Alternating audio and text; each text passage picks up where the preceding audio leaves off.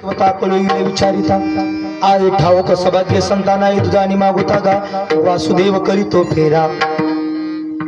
वासुदेवच आहे हे सांगण्याकरता संत या भूतलावरती अवतीर्ण झाले आणि संतांनी आपल्या स्वतःची ओळख म्हणजे तुमची आमची ओळख या ठिकाणी करून दिली। खरं संतांच्या ठिकाणी जी दृष्टी आहेत ना ती ब्रह्मदृष्टी आहे, तुमच्या आमच्या ठिकाणी देहदृष्टी आहे किंवा भोगदृष्टी आहे। कोणती दृष्टी आहे ऐकते ना सारे? तुमच्या आमच्या ठिकाणी कोणती दृष्टी आहे? भोगदृष्टी किंवा देहदृष्टी। पण संतांच्या ठिकाणी महात्माजींच्या ठिकाणी कोणती दृष्टी असते? ब्रह्मदृष्टी। आणि ब्रह्मदृष्टींच्या सारख्या असणाऱ्या संतांकडे आपण गेलो की आपल्या अज्ञानाचं खंडन आहे, अज्ञानाचा नाश आहे। अज्ञानाचा नाश झाला।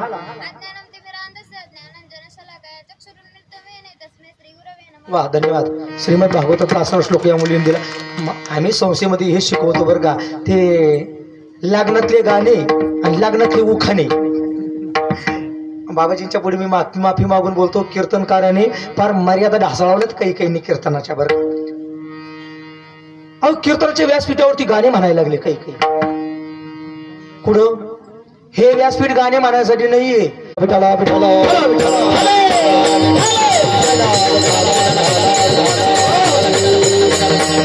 आले कशासाठी? अज्ञानाचं खंडन करण्यासाठी आले। थोडस पुढे जाऊन बोलेल मी। या अभंगाच्या अनुषंगाने जर बोलायला गेलं तर पत्ता सांगितलं, वरून म्हटले खाली आले। संत आले वरली दिंडी, दिंडी घेऊन आले म्हटले दिंडी। एकटेच नाही आले, बाकीच्याही संतांना घेऊन आले। आता हा अभंग कुठे प्रकरणातला आहे जरा? कुठे प्रकरणाचे काही प्रकार दिग्दर्शन केले। पाठामध्ये दोन प्रकार मी ऐकले, एक शब्दकूट आणि एक अर्थकूट। शब्दकूट त्याला म्हणतात दिसायला शब्द सोपे पण अर्थ जरा किचकट क्लिष्ट आहे। अर्थकूट त्याला म्हणतात अर्थ दिलेला असतो पण शब्द मात्र त्या ठिकाणी असं लवकर कळत नाही, त्याला म्हणतात अर्थकूट। नाही कळलं तर सोप्या भाषेत जर सांगायला गेलं, अगदी सोपं सांगतो। एक जटाधारी दिसत, एक डोळे वटारून पाहत, एक गुरकावूनी बोलत आणि एक गिळावयासी पाहत कसं करतोय म्याव म्याव म्याव। हा अभंग जर पाहिला तर हा शब्द कुटामध्ये मोडतो। विठ्ठला विठ्ठला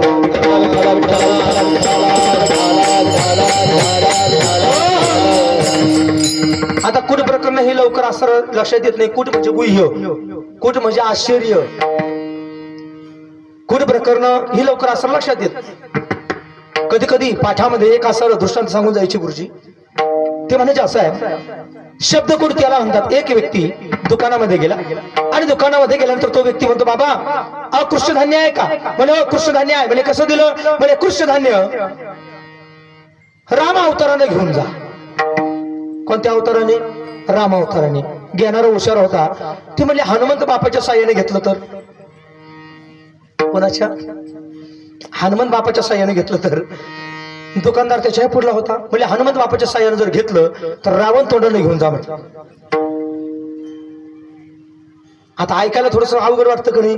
पण किती सोपं आहे। त्यानं काय मागितलं होतं? कृष्णधान्य। कृष्णधान्य म्हणजे काळे तीळ मागितले होते। काय मागितले होते? काळे तीळ। कसे दिले? म्हणजे राम अवताराने। रामाचा अवतार किती? रामरायांचा 7वा अवतार ना, म्हणजे किती रुपयानं? 7 रुपयानं।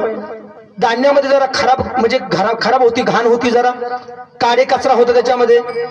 घेणारा म्हटलं हनुमंत बापाच्या साह्याने घेतलं तर, म्हणजे वारा देऊन घेतलं तर। धान्याला वारा दिला जातो ना, आपण सर्व शेतकरी आहे। धान्याला काय दिला जातो? वारा दिला जातो। वारा देऊन जर घेतलं तर म्हणजे हनुमंत बापाच्या साह्याने घेतलं तर? दुकानदार त्याही पुढला होता, ते म्हणले रावण तोंडाने घेऊन जा। म्हणजे रावणाला तोंड किती? 10। म्हणजे खराब धान्य 7 रुपयानं आणि चांगलं धान्य 10 रुपयानं। विठाला विठाला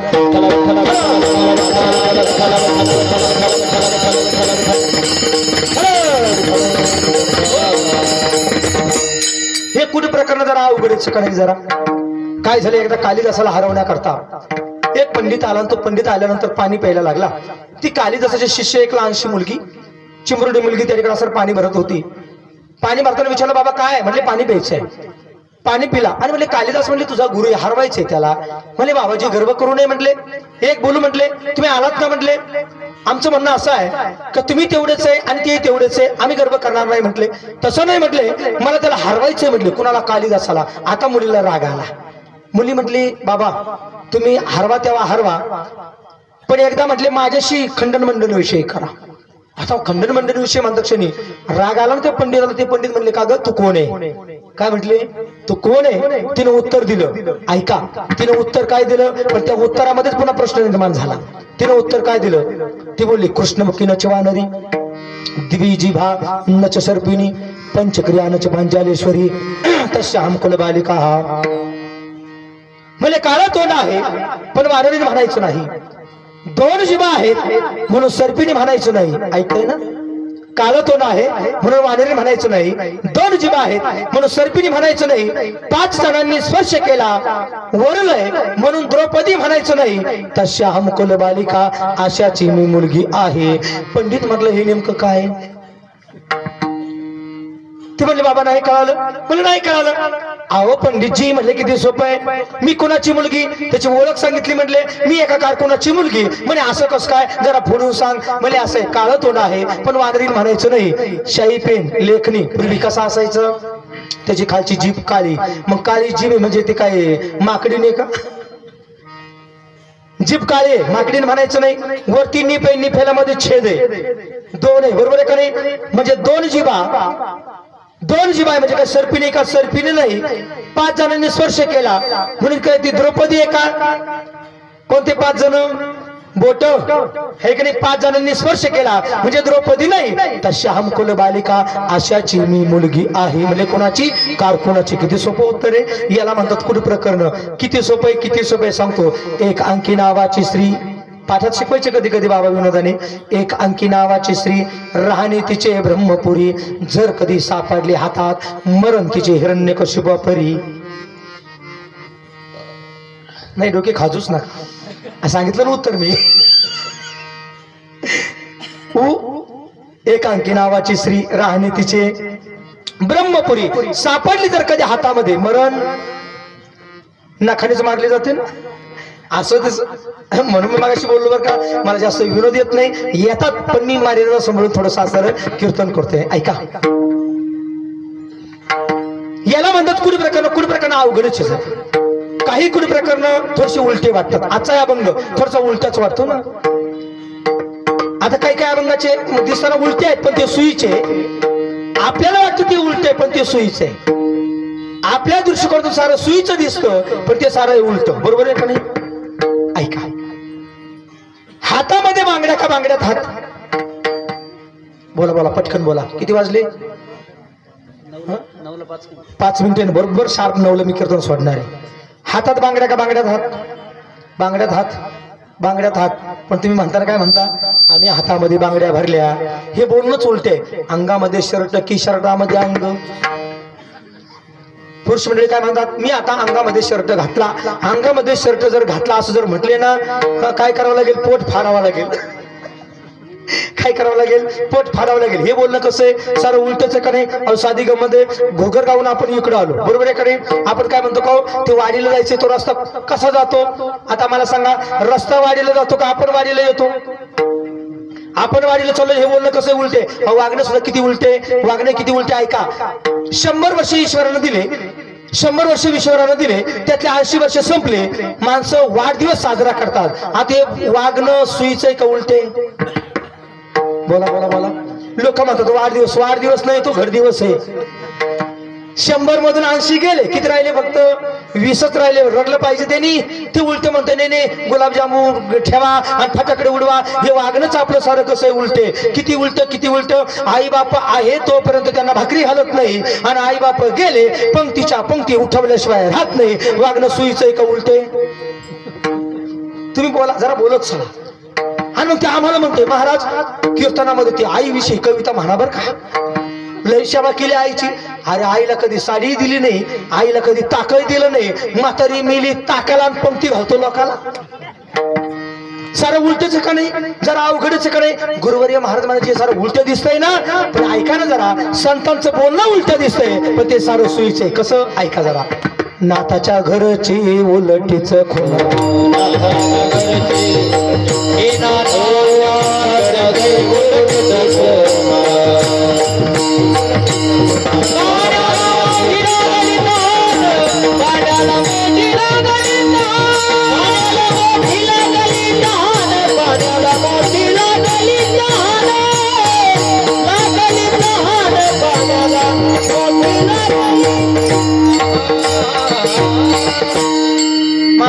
सांगा, हे दिसायला उलटे दिसले, एकनाथ महाराज चुकले का? एकनाथ महाराज चुकले नाही, त्यांचं बरोबर आहे. आपल्याला चुकल्यासारखं वाटते कारण आपण चुकलेलं आहे. कधी कधी मुक्ताबाईकर जर पाहिलं तर आपल्याला चुकल्यासारखं वाटतं का नाही? मुंगी उडाली आकाश, मुंगी उडाली आकाश, मुंगी उडाली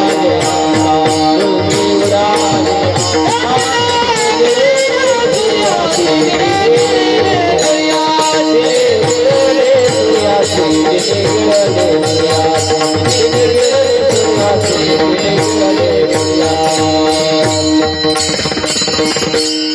आता हे बोलणं उलटच वाटतं का नाही?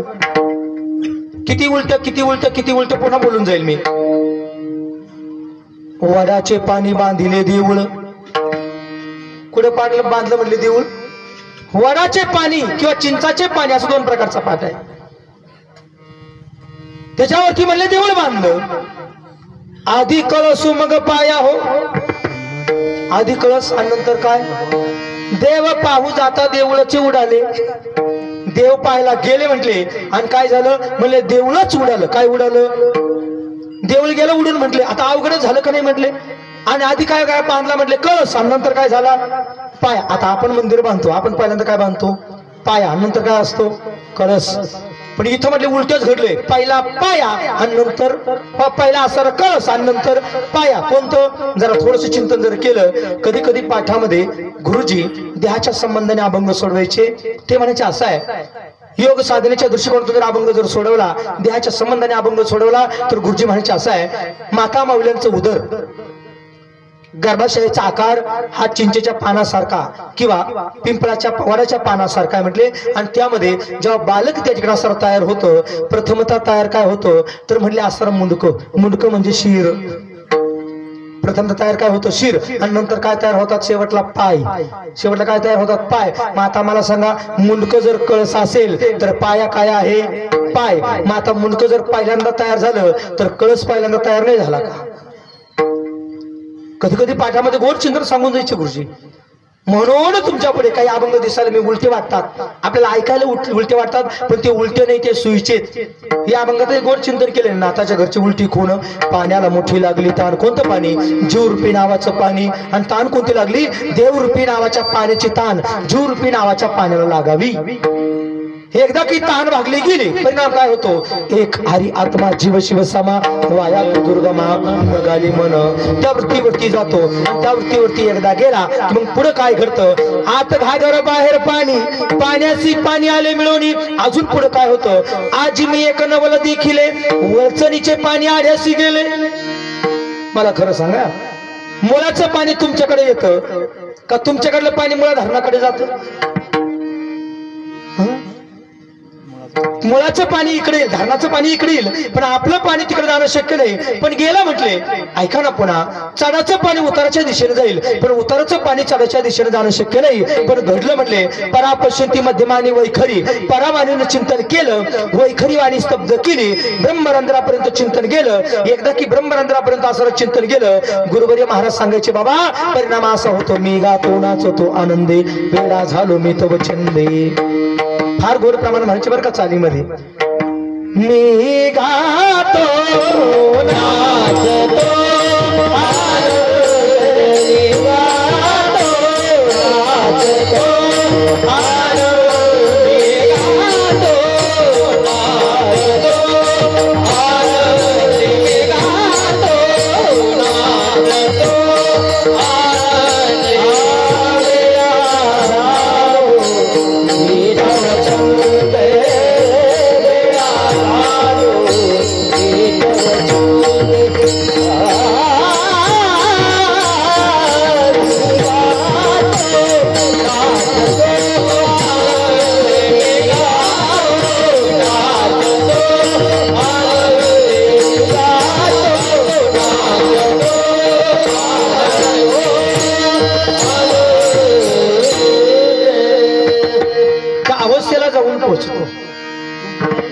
त्या अवस्थेला एकदा जाऊन पोहोचला की मग परावाणीने केलं असं भजन देवाला ज्याच्याकडे असं आवडतं.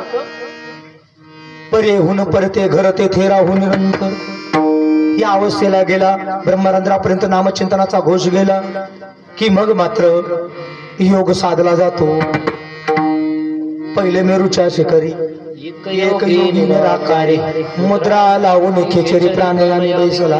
तेने सांडिली माया त्याची गेली कंथा काया, मन गेले ते विलाया. ब्रह्मानंद माझारी त्या अवस्थेला जाऊन पोचतो.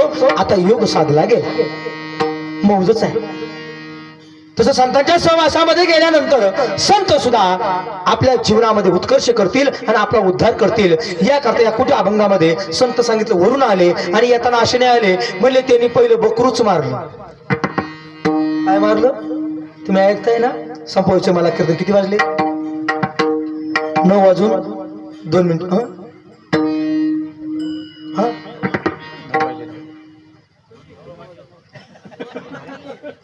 2 मिनिटं कमी आहे का?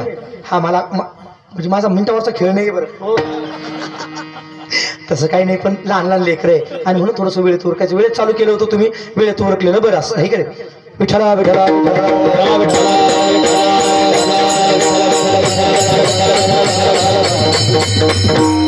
संत आले. त्यांनी असं बकरू मारलं आणि त्या बकराच्या पुढं ते खुरं असताना, खुरं काय म्हणतात त्याला? खुरच म्हणतो ना. पायाच्या पुढं टणक भाग खुरं. खुरं म्हणजे काय? आमचे गुरुवारी कधी कधी पाठामध्ये दिग्दर्शन करतात. खुरं म्हणजे दुसरं तिसरं काही नाही. त्या खुराच्या म्हणले चिपळ्या केल्या आणि चिपळ्या करून वाजवल्या. येताना रिकामे तशीने आले. म्हणले त्या चिपळ्या म्हणजे खुराच्या चिपळ्या केल्या आणि घेऊन आले. म्हणले मग बकरू कोणतं कापलं? बकरू दुसरं तिसरं कोणतं नाही. कामक्रोध बकरा मारा, कामक्रोध बकरा मारा, कामक्रोध बकरा मारा, कामक्रोध बकरा मारा. कुमारी चावरा, कुमारी चावरा, कुमारी चावरा,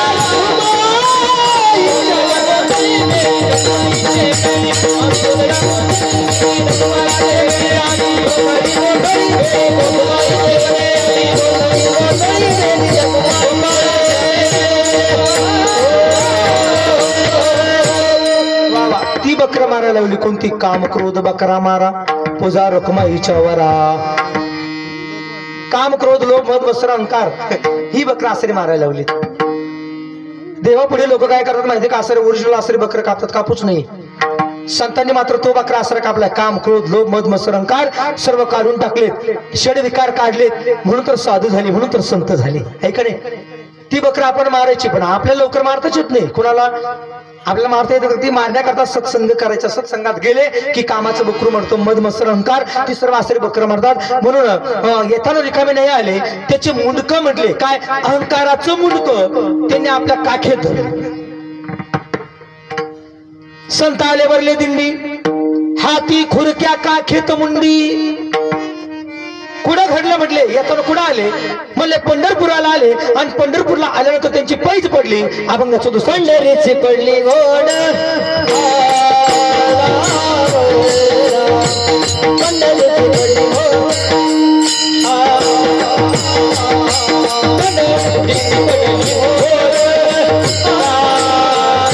पंढरीची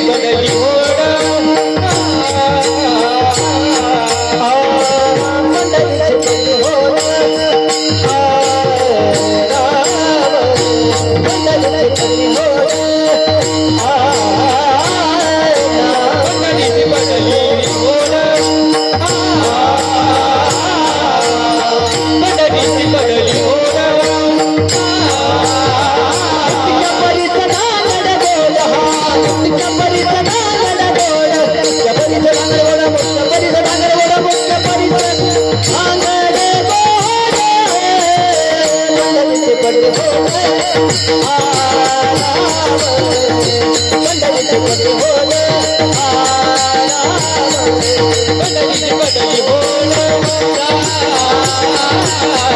पंढरीची पडली घोड.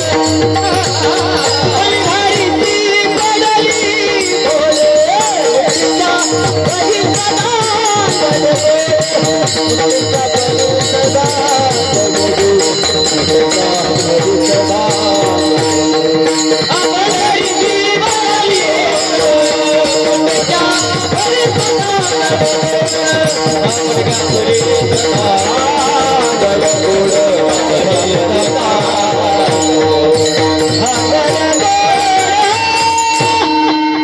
दुसऱ्या चरणात चिंतन केलं. पंढरीशी पडली होड, मुटक्या परीस धांगड गोड.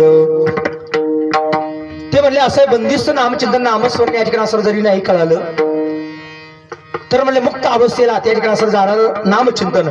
रामकृष्ण हरी विठ्ठल केशवा मंत्र हा जपावा सर्व काळ. सर्वच गुह्य मंत्राच्या अधिकारी असल्याची शाश्वती नाही म्हटले, सर्वच घेतल्याची शाश्वती नाही. याकरता सर सोपं साधन म्हटले कोणतं? रामकृष्ण हरी विठ्ठल केशवा.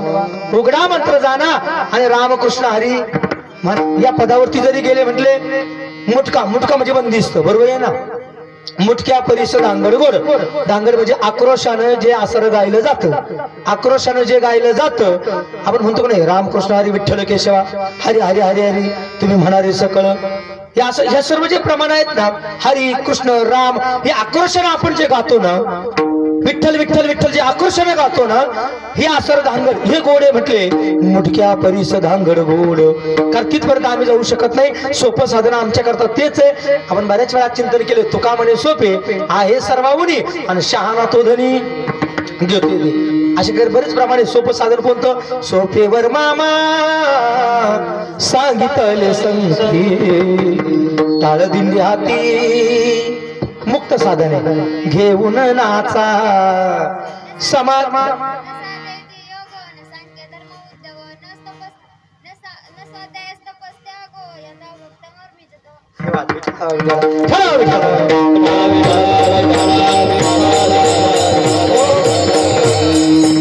एक सांगू का मी, जेव्हा श्रीमद भागवताच्या आसरा संहितेसाठी आम्ही बसतो, मी फक्त श्लोक म्हणतोय, वाचून त्यांना सांगतो. संहिता झाली त्यानुसार मी वाचून सांगतो.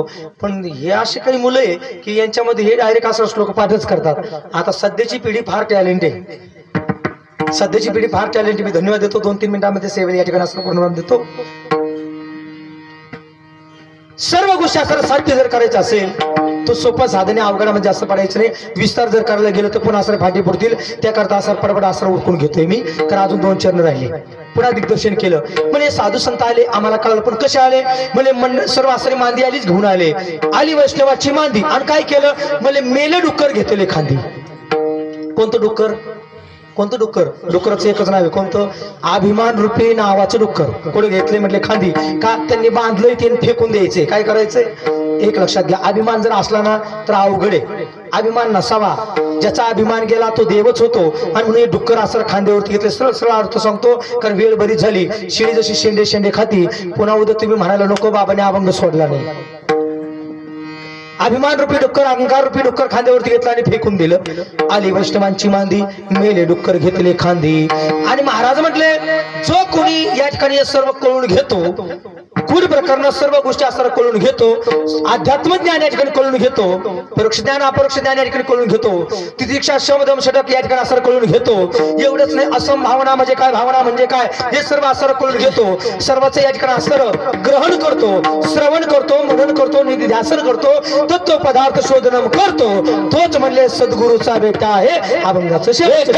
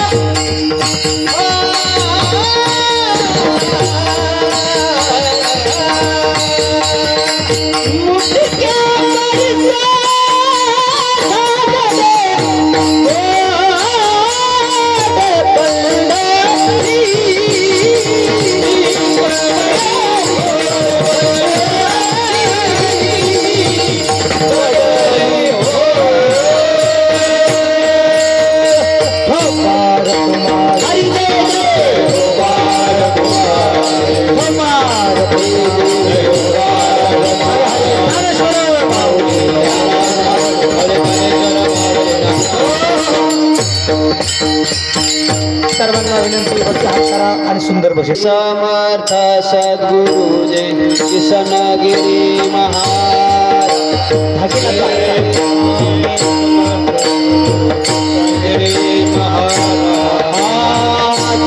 समर्थ सद्गुरु कृष्णगिरी महाराज कृष्णगिरी महाराज समर्थ सद्गुरु